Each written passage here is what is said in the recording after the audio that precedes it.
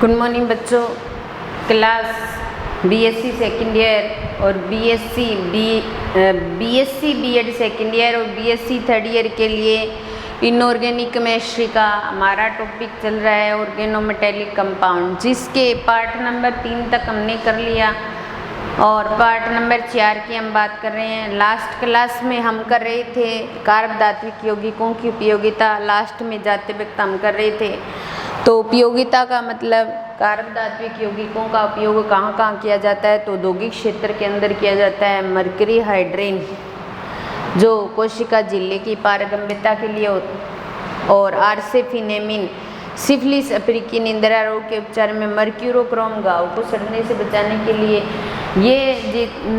ये जो औषधियाँ होती हैं वो मरकरी और आर्सेनिक से ही बनी होती हैं लगभग सारी। और जैविकीय कृषि विज्ञान में एथिल मरकरी क्लोराइड जो होता है वो बीजों का उपचार करता है। उसके बाद में उस बीज को हम बोएंगे तो बिना संक्रमण युक्त पौधे उत्पन्न होंगे। और भौतिक विज्ञान में स्टोव को ग्रीज के अंदर सिलिकॉन का उपयोग किया जाता है। सिलिकॉन तेल का उपयोग ऊष्मक के रूप में कर सकते हैं। टीएमएस टेट्रामेथिलसिलेन का उपयोग एनएमआर स्पेक्ट्रोस्कोपी में और सिलिकॉन क्रीम को दाहक पदार्थों के रूप में हाथों को बचाने के लिए हाथों के ऊपर उस क्रीम को लगाया जाता है। और उद्योगों में टीएमएस का उपयोग मोटर गाड़ियों में अपस्फोटन रोधी पदार्थ के रूप में किया जाता है ताकि उस इंजन की जो दक्षता है वो बढ़ जाए। और डाईब्रोमोएथेन या डाईक्लोरोएथेन का उपयोग इंजन के अंदर जो लेड ऑक्साइड होता है उस जो जमा हुआ उसको अलग करने के लिए उपयोग में करते हैं। और इसके अलावा निकल व आयरन के जो कार्बोनिल यौगिक है उनका उपयोग एल्कोहलों के संश्लेषण में भी करते हैं। ये कुछ उपयोगों से संबंधित बात थी। कार्ब धात्विक यौगिकों की उपयोगिता तो वर्गीकरण और उपयोगिता कंप्लीट हो गई। अब हम एक नए टॉपिक को लेंगे। तो उस नए टॉपिक पर बात करने से पहले हम ये बात करना चाहते हैं कि अलग अलग प्रकार के हम कार्ब धात्विक यौगिकों की बात करेंगे। अलग अलग धातु हाइड्रोकार्बन के साथ जुड़ती है तो अलग अलग प्रकार के कार्ब धात्विक यौगिक बनते हैं। तो हम एक एक कार्ब धात्विक यौगिक को लेंगे और उनके बनाने की विधियां करेंगे, उनकी फिजिकल प्रॉपर्टी, उनकी स्ट्रक्चर, उनकी केमिकल रिएक्शन, जितना भी उनसे संबंधित जो बातें हैं वो सारी हम चर्चा का विषय बनाएंगे। जैसे हमारे पास सबसे पहली बात ये आती है कि हम जो ऑर्गेनोमेटेलिक कंपाउंड काम में लेंगे, सबसे पहले वो ऑर्गेनोमेटेलिक कंपाउंड जो है वो है लिथियम के कार्ब धात्विक यौगिक या ऑर्गेनोलिथियम कंपाउंड। तो सबसे पहले हम लिथियम के कार्ब धात्विक यौगिकों की बात करेंगे। तो सबसे पहले लेते हैं हम फर्स्ट नंबर जो ले रहे हम वो ले रहे हैं लिथियम के कार्ब धात्विक यौगिक। लिथियम के कार्ब धात्विक यौगिक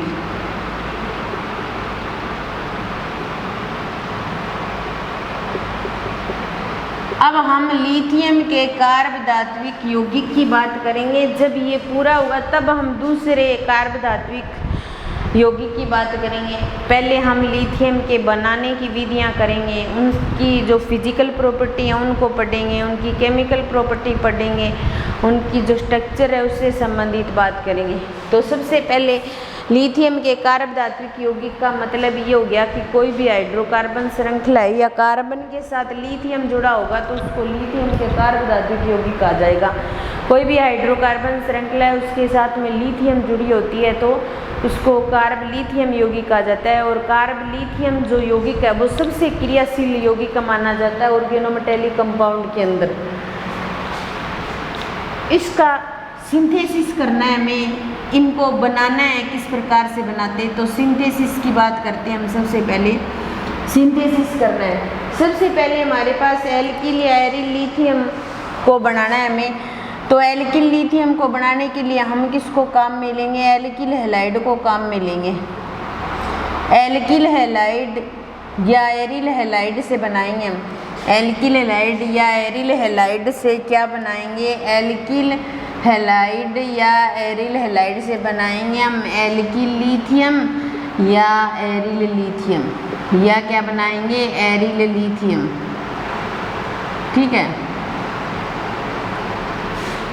अब एल्किल हैलाइड से बनाएंगे तो हमारे पास एल्किल हैलाइड जैसे RCl है और उसकी लिथियम के साथ रिएक्शन कराएंगे ना, तो R के साथ कौन जुड़ जाएगा, लिथियम जुड़ जाएगा। R को क्या बोलेंगे, एल्किल, और Li को बोलेंगे एल्किल लिथियम, और LiCl बाहर निकल जाएगा तो इसको बोलेंगे एल्किल लिथियम।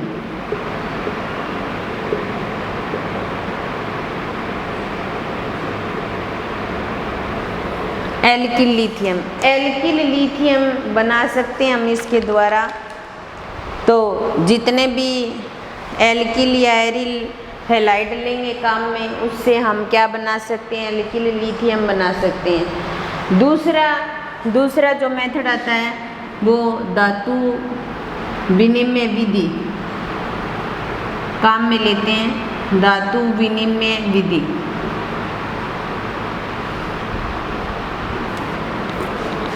तो एल्किल हैलाइड से धातु विनिमय विधि के द्वारा भी हम क्या कर सकते हैं, कार्ब धात्विक यौगिक बना सकते हैं। हम क्या करते हैं, कोई भी यौगिक लेंगे, लिथियम वाला ही होगा, और दूसरा कार्ब धात्विक यौगिक उसके साथ में रिएक्शन करेगा, तब इसको धातु विनिमय विधि बोल दिया जाएगा। जैसे हमारे पास C4H9 और Li है, ये क्या है, एक कार्ब लिथियम यौगिक माना जाएगा इसको।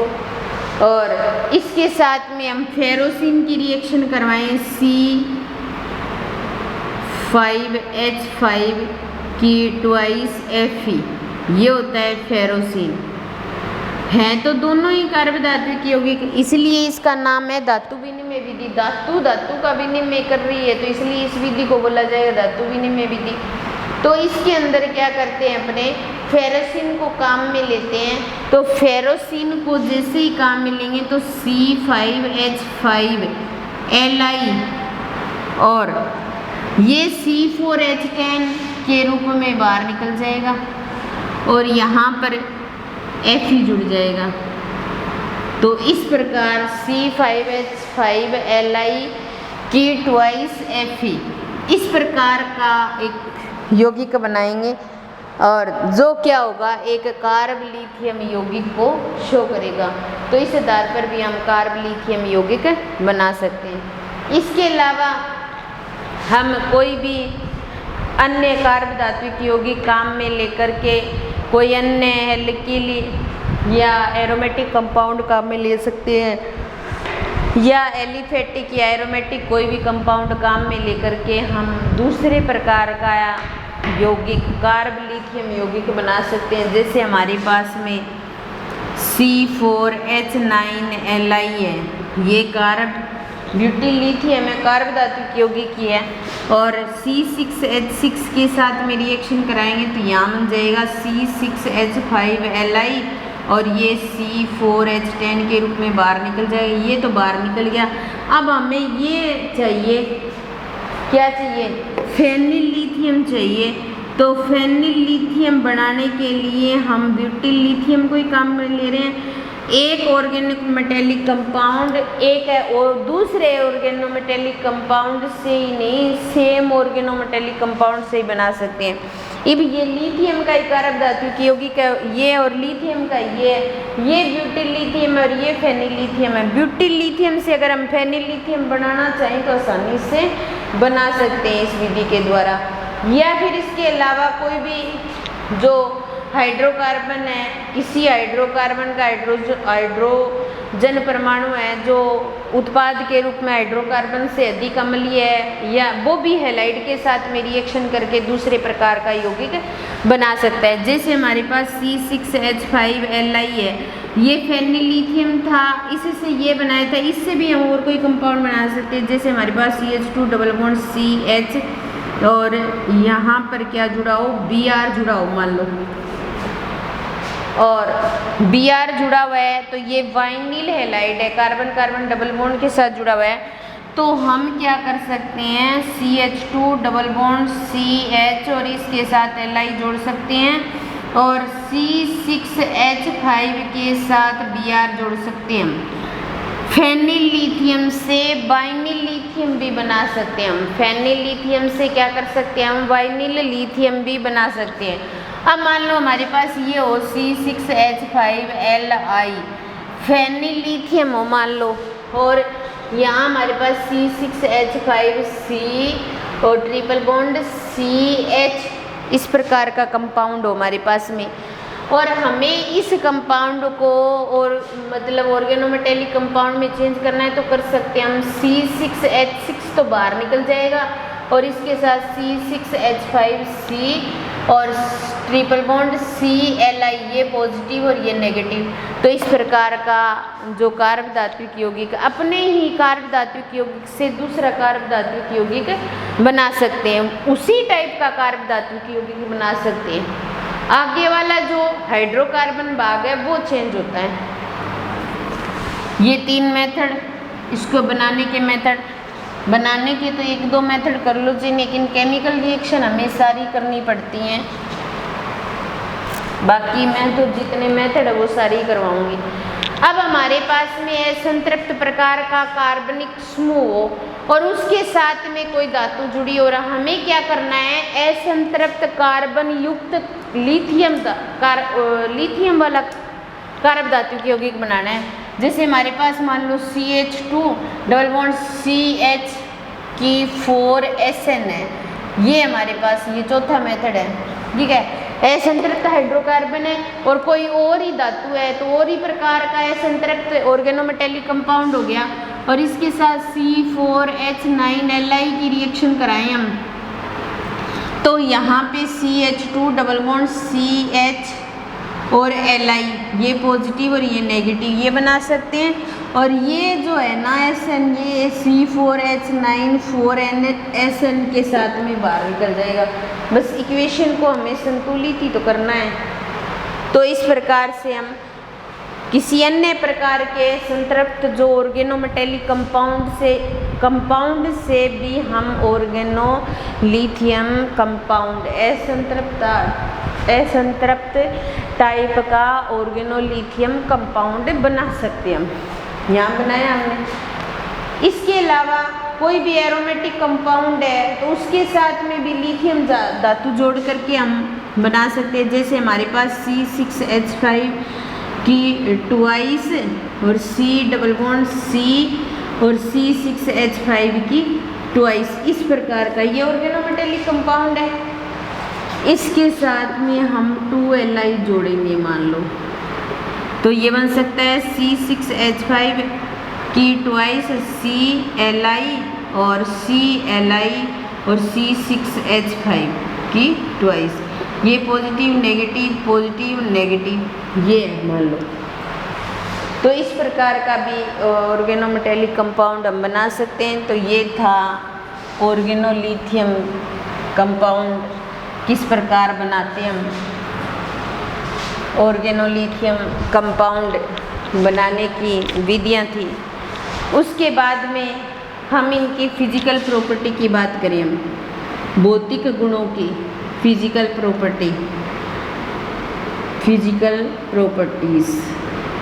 प्रॉपर्टी की बात करें। कार्ब लिथियम जो यौगिक होता है, पहला कार्ब जो लिथियम यौगिक है वैसे सामान्य तौर पर ये द्रवावस्था में होता है, ठीक है। लेकिन अगर कम गलनांक कर दिया जाए या कम गलनांक होता है उस टाइम ये ठोस की फॉर्म में भी पाया जा सकता है। कार्ब लिथियम यौगिक है वो द्रव की फॉर्म में होता है और कम गलनांक पर वो ठोस में भी मिल सकता है। दूसरा, कार्ब लिथियम यौगिक कार्बनिक विलायकों में विलयशील होता है।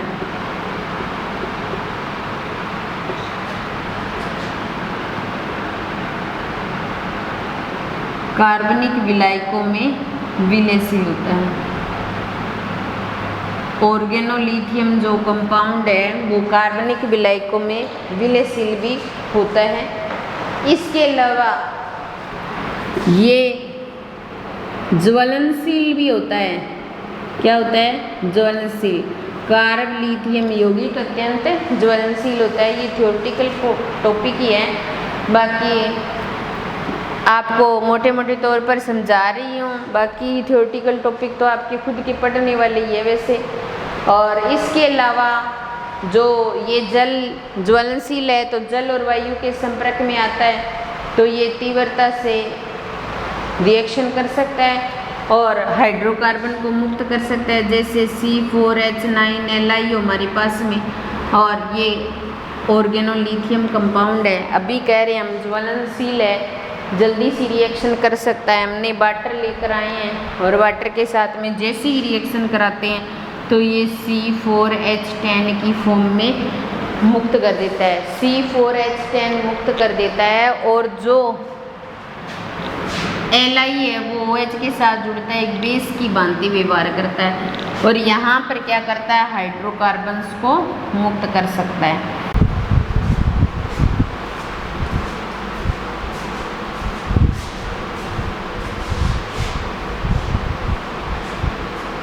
चलो हम बात कर रहे थे कार्बलिथियम के कार्बधात्विक यौगिकों की। कार्बलिथियम यौगिक के जो कार्बधात्विक यौगिक है लिथियम के, उनकी फिजिकल प्रॉपर्टी की हमने बात की थी। अब हम बात करते हैं केमिकल प्रॉपर्टी की।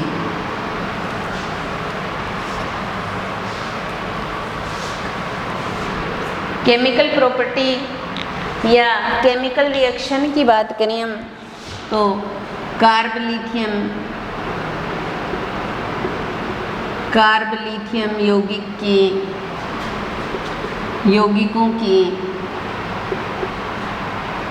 यौगिकों की रासायनिक अभिक्रिया।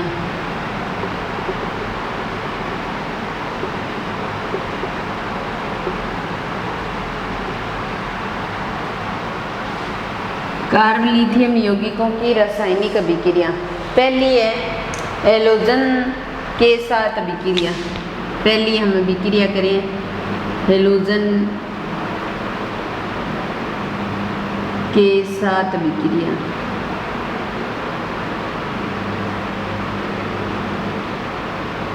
हैलोजन के साथ अभिक्रिया, जो कार्बलिथियम यौगिक है उसकी हैलोजन के साथ अभिक्रिया करवाएं, C2H5Li, इसको बोला जाता है एथिल लिथियम।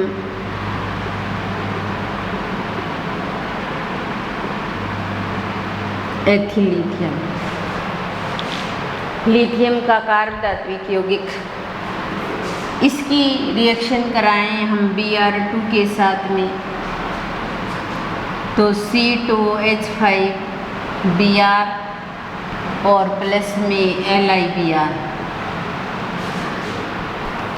एथिल लिथियम के कार्बधात्विक यौगिक जिसकी Br2 के साथ रिएक्शन करवाते हैं और Br2 के साथ रिएक्शन करवाने पर C2H5Br और LiBr तो क्या बनता है, एथिल ब्रोमाइड और LiBr का निर्माण होता है। उसके बाद में दूसरी रिएक्शन होती है अम्लों के साथ अभिक्रिया। अम्लों के साथ अभिक्रिया,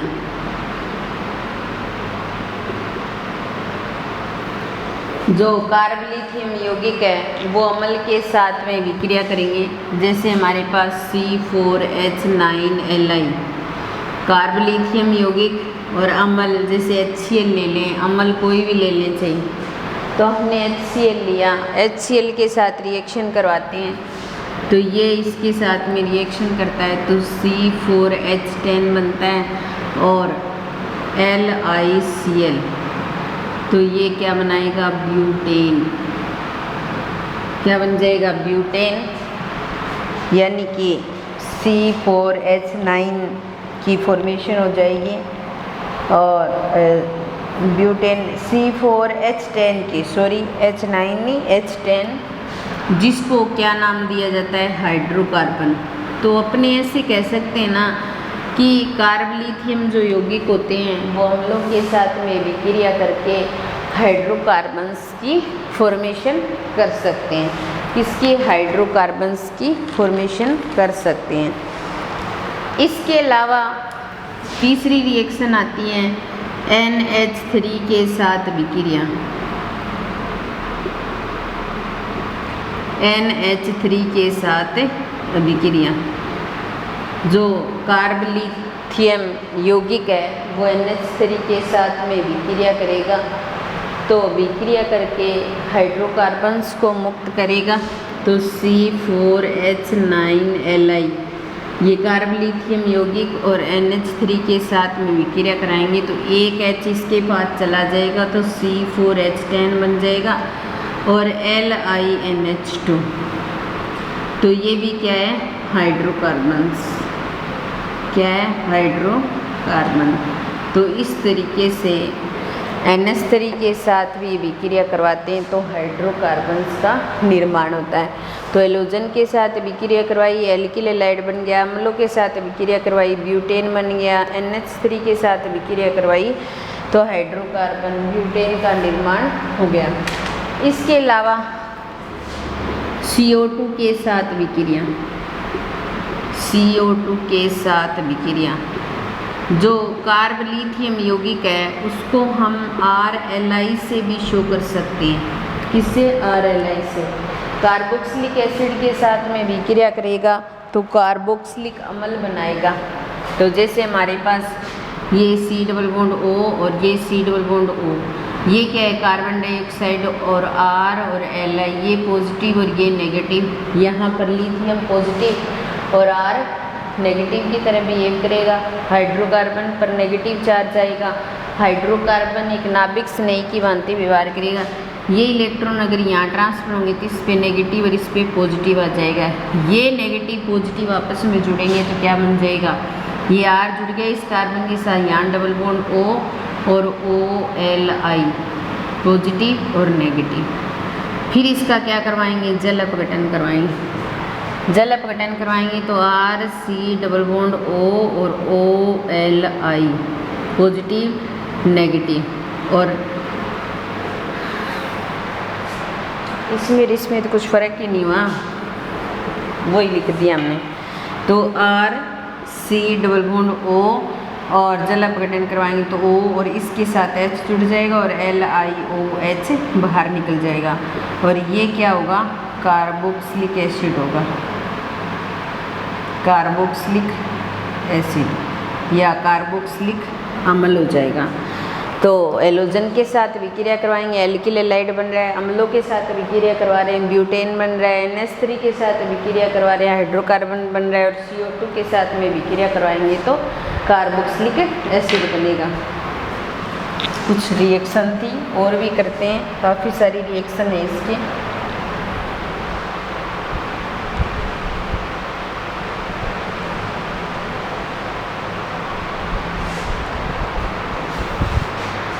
इसके अलावा जो हमारे पास में एक होता है घिरनियार अभिकर्मक, मैग्नीशियम का कार्बधात्विक यौगिक। मैग्नीशियम का कार्बधात्विक यौगिक जहाँ पर नहीं होता या घिरनियार अभिकर्मक जहाँ नहीं होता वहाँ हम RLi को यूज में लेते हैं। तो नेक्स्ट जो रिएक्शन आती है, इसीलिए इसको एक उत्तम घिरनियार अभिकर्मक भी बोल सकते हैं। तो नेक्स्ट रिएक्शन एल्कोहलों के साथ विक्रिया।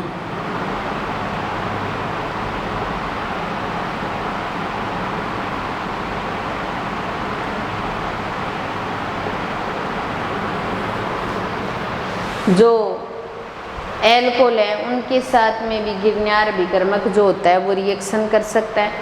प्राइमरी, सेकेंडरी, टर्सरी प्रकार का एल्कोहल रिएक्शन कर सकता है RLi के साथ में और हाइड्रोकार्बन्स को मुक्त कर सकता है। जैसे हमारे पास RCH2OH ये प्राइमरी एल्कोहल, RCHOH ये सेकेंडरी एल्कोहल और R और R ये tertiary alcohol.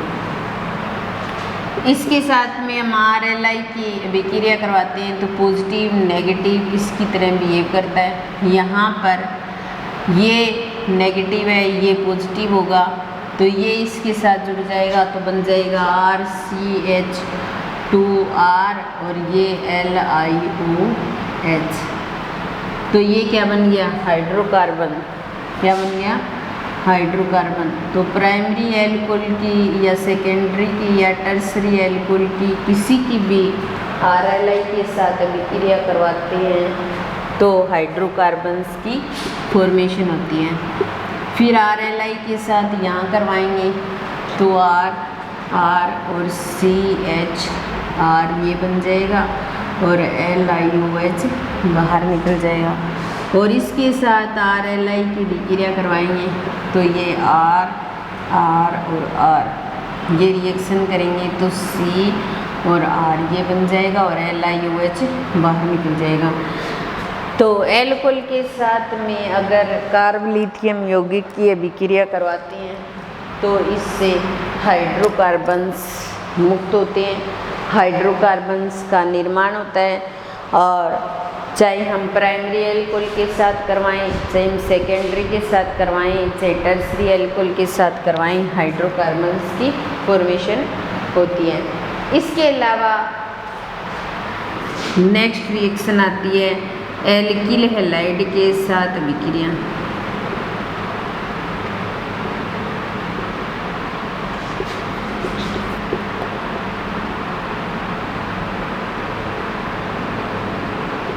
Alkyl halide RH ये नेगेटिव और ये पॉजिटिव, ये एल्किल हैलाइड है। और R और Li ये पॉजिटिव और ये नेगेटिव, ये आपस में रिएक्शन करते हैं, ये पॉजिटिव नेगेटिव, ये पॉजिटिव नेगेटिव। तो यहाँ पर R बन जाएगा और LiX बाहर निकल जाएगा। ये क्या है हमारे पास? हाइड्रोकार्बन है। किसका निर्माण हो जाएगा? हाइड्रोकार्बन का निर्माण हो जाएगा। तो एल्किल हैलाइड के साथ में विक्रिया करवाते हैं तब भी क्या बनता है? हाइड्रोकार्बन्स बनते हैं।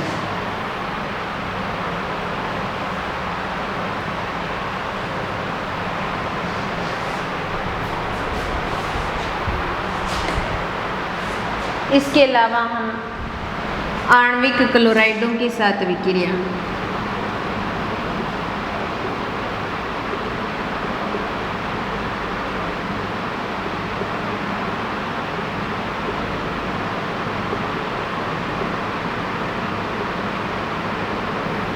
आणविक क्लोराइडों के साथ विक्रिया, रिएक्शन नंबर 8। आणविक क्लोराइडों के साथ विक्रिया करके भी ये क्या करते हैं? स्थानांतरण करते हैं। एल्किल समूह का क्या कर देते हैं? स्थानांतरण कर देते हैं। तो C4H9Li ये इसके साथ में हम रिएक्शन करवाएं BCl3, किसकी कराएं?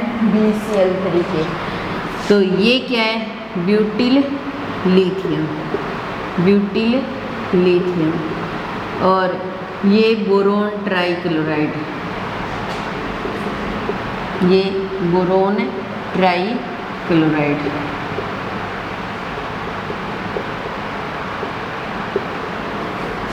Butyl lithium, boron trichloride, C4H9Li butyl lithium और ये आणविक क्लोराइड हो गए।